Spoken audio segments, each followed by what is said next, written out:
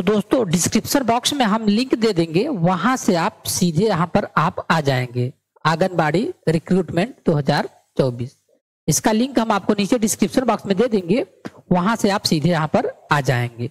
तो सबसे पहले आपको रजिस्ट्रेशन करना होगा दोस्तों। इसके लिए आपको देखिए यहाँ इस साइड दिखाई दे रहा होगा, यहाँ पर एप्लीकेंट रजिस्ट्रेशन दिख रहा है, का नाम फिल करना है, आवेदक के पिता का नाम, यहाँ आपको अपना डिस्ट्रिक्ट चूज करना है। आप जिस भी जिले से अप्लाई करना चाहते हैं, आपका जो भी जिला हो आप उसको यहाँ से सेलेक्ट कर सकते हैं। यहाँ आपका डिस्ट्रिक्ट हो आप यहाँ से उसको सेलेक्ट कर सकते हैं दोस्तों। यहाँ देखिए जिला सेलेक्ट करने के बाद आपको मोबाइल नंबर फिल करना है, उसके बाद आपको पासवर्ड बनाना है, पासवर्ड आपको स्वयं से बनाना है, उसके बाद आपका आधार नंबर यहाँ फिल करना है, उसके बाद जीमेल आईडी आपको फिल करना है, उसके बाद जो ये कैप्चा दिखाई दे रहा है ये कैप्चा यहाँ फिल करके यहाँ आप पंजीकरण पर क्लिक करेंगे तो आपका पंजीकरण हो जाएगा। ये आपका अकाउंट बना दोस्तों, तो ये आपका नाम राम है, ठीक। तो आपको पासवर्ड बनाना कैसे है दोस्तों, आपको पासवर्ड ऐसे बनाना है, राम 1 2 3 @ उसके बाद हैशटैग, इस तरह से अपना पासवर्ड बना सकते हैं। अब इसके अलावा आप कुछ और बना सकते हैं, जैसे अगर आपको बनाना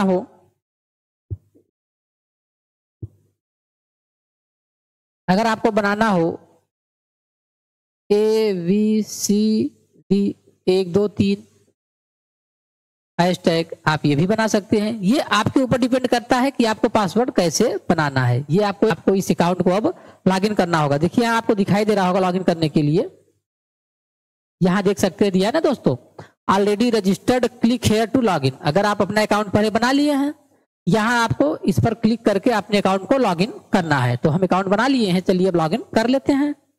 देखिए दोस्तों लॉगिन पर क्लिक करने के बाद आपसे यहाँ आपका रजिस्टर्ड मोबाइल नंबर मांग रहा है और आप जो पासवर्ड बनाए हैं उस पासवर्ड को आपको यहाँ पर फिल करना है। उसके बाद ये जो कैप्चा आपको दिख रहा है, इस कैप्चा को आपको यहाँ पर फिल करना है। उसके बाद देखिए आपको नीचे दिखाई दे रहा होगा लॉगिन करें, ठीक, इस पे आपको क्लिक कर लेना है।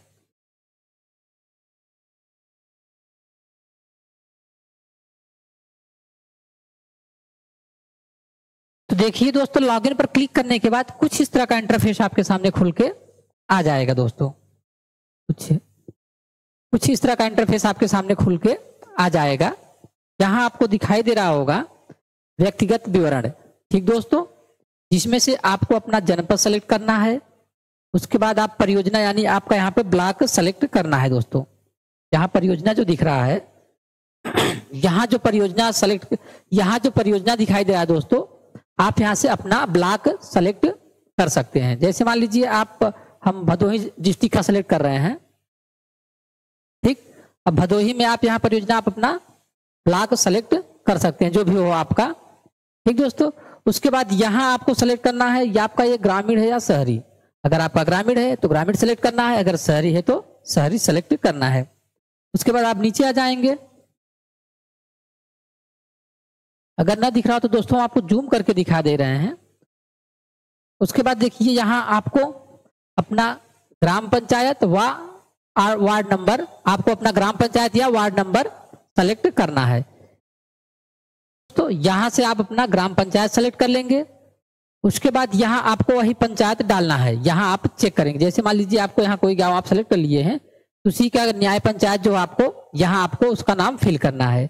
उसके बाद अगर अवेलेबल रहेगा तो यहाँ आपको दिखाई दे जाएगा दोस्तों। चलिए हम फिल कर लेते हैं, ठीक दोस्तों। इतना फिल करने के बाद आप नीचे आ जाएंगे। जहां आपको आवेदिका का नाम हिंदी में, जिनके नाम से आप आवेदन कर रहे हैं उनका नाम आपको यहाँ पर हिंदी में लिखना है दोस्तों, ठीक, उनका नाम आपको हिंदी में लिखना है। उसके बाद यहाँ आवेदिका का नाम अंग्रेजी में, पिता का नाम, ये सब जो है दोस्तों आपको फिल करना है। ये आप जब रजिस्ट्रेशन कर रहे थे शुरू में वहां से ही ये ले लेगा। उसके बाद यहाँ पर माता का नाम, उसके बाद पति का नाम आप लिख सकते हैं अगर शादीशुदा है तो। उसके बाद आपका मोबाइल नंबर जो आप रजिस्ट्रेशन करते हुए दिए थे वही यहाँ पर आपको आ जाएगा। उसके बाद आपका यहाँ पर डेट ऑफ बर्थ फिल करना होगा। जन्म तिथि दिख रहा है दोस्तों, आपको डेट ऑफ बर्थ यहाँ पर फिल करना होगा। ये अपने आप से आ जाएगा, वर्ष माह दिन के रूप में अपने आप से आ जाएगा। ठीक, उसके बाद अगर ये आप सब कुछ सही है दोस्तों, अगर ये सब कुछ सही है, यहाँ आपको अपडेट या अगला पर क्लिक करना है। तो चलिए हम इस पर क्लिक कर लेते हैं।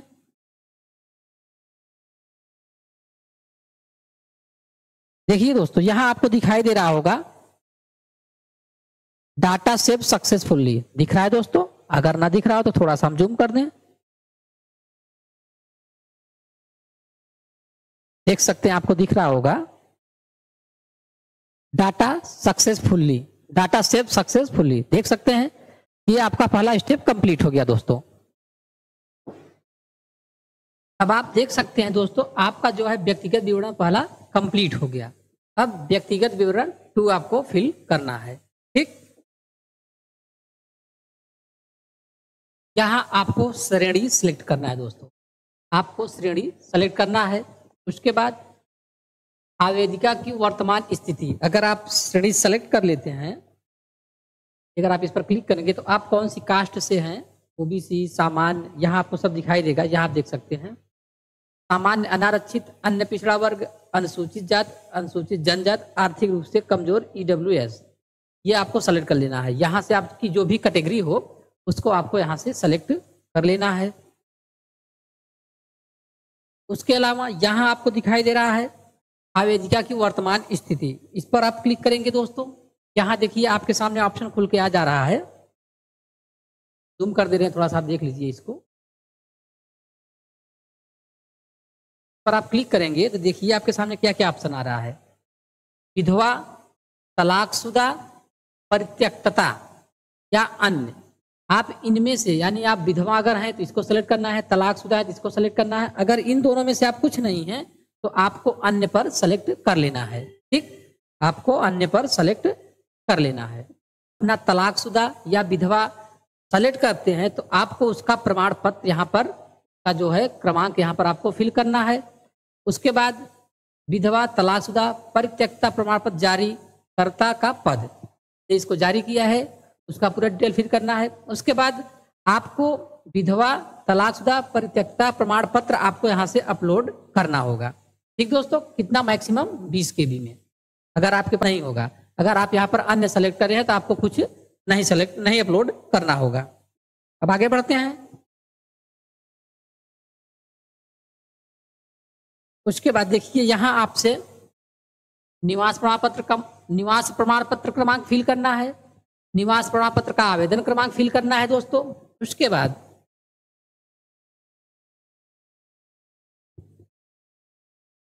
बाद आपको यहाँ पर जाति प्रमाण पत्र क्रमांक, जाति प्रमाण पत्र का आवेदन क्रमांक, उसके बाद आय प्रमाण पत्र क्रमांक, आय प्रमाण का आवेदन क्रमांक। उसके बाद यहाँ क्या आप बीपीएल श्रेणी में हैं, अगर आप बीपीएल श्रेणी में हैं तो आप उसको सेलेक्ट कर सकते हैं। अगर नहीं है तो आपको नहीं सेलेक्ट करना है। अगर आप हैं उसको आपको हाँ क्लिक करना है, अगर नहीं है आपको नहीं सेलेक्ट करना है। उसके बाद यहाँ आपको अगला का ऑप्शन दिखाई दे रहा होगा, इस पर आप क्लिक करके आगे बढ़ जाइए। चलिए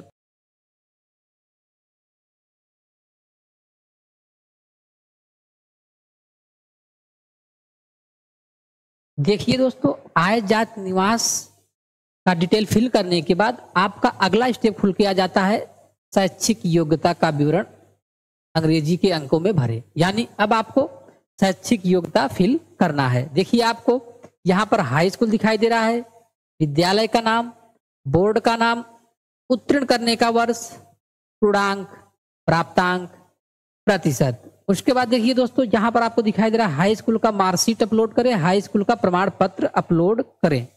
ठीक, अब अगर आपका प्रमाण पत्र है तो उसको भी अपलोड कीजिएगा, नहीं तो आप मार्कशीट यहाँ भी लगा दीजिएगा, मार्कशीट यहाँ भी आप लगा दीजिएगा। आपको अपना मार्कशीट अगर सर्टिफिकेट आपके पास नहीं है तो आपको मार्कशीट यहाँ पर भी और यहाँ पर भी अपलोड कर देना है। ऐसे ही इंटर में भी आपको करना है।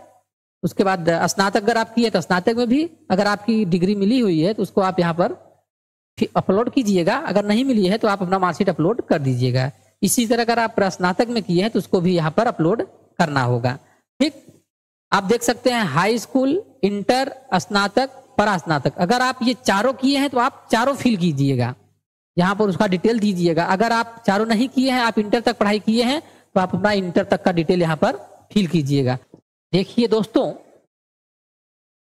शैक्षिक योग्यता फिल करने के बाद अब आपको यहाँ पर आवेदिका का नवीनतम फोटो हस्ताक्षर, यहाँ आपको फोटो अपलोड करना है जो कि मैक्सिमम 20 KB का होना चाहिए। और उसके बाद यहाँ आपको सिग्नेचर अपलोड करना है। यहाँ आपको फोटो, यहाँ पर आपको सिग्नेचर, जो कि फोटो कितना होना चाहिए 20 KB का, और उसके बाद हस्ताक्षर भी 20 KB का होना चाहिए।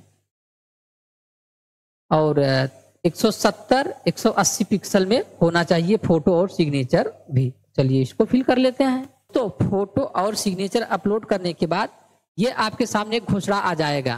ठीक दोस्तों, इसको यहाँ पर आपको चेक मार्क लगाना है। क्या लिखा है यहाँ आपको पढ़ के बता देते हैं। ने उक्त पद से संबंधित प्रकाशित विज्ञप्ति को ध्यानपूर्वक पढ़ा है। चयन से संबंधित सभी शर्तें मुझे मान्य है। आवेदन पत्र में अंकित सभी सूचना व आवेदन पत्र के साथ सभी विवरण सत्य एवं सही हैं। ठीक दोस्तों, यदि कोई तथ्य फर्जी असत्य पाए जाते हैं या छिपाया गया पाया जाता है तो आवेदिका का अभ्यर्थन नियुक्ति निरस्त कर समुचित वैधानिक कार्रवाई की जाएगी। इनका कहने का मतलब है आप जो फिल किए हैं डिटेल, वो सब कुछ सही है या नहीं। अगर आप कुछ गड़बड़ फिल किए होंगे, गलत बताए होंगे, तो आपके जो अभ्यर्थन है यानी जो आपने आवेदन किया है उसको निरस्त कर दिया जाएगा। इसके अलावा आपके खिलाफ कार्रवाई की जाएगी। अगर सब कुछ सही आपने किया है, यहाँ आप चेक मार्क पर क्लिक करेंगे। उसके बाद यहाँ आपको अगला का ऑप्शन दिखाई दे रहा है, इसी पर आपको क्लिक कर देना है। देखिए दोस्तों, फॉर्म फिल करने के बाद कुछ इस तरह का इंटरफेस आपके सामने पूरा खुल के आ जाएगा।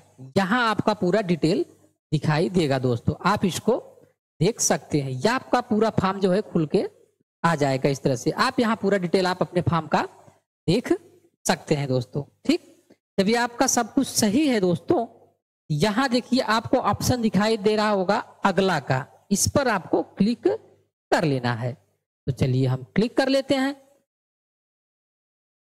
अगर आप इस पर क्लिक कर लेंगे दोस्तों, ये आपका फॉर्म सबमिट हो जाएगा।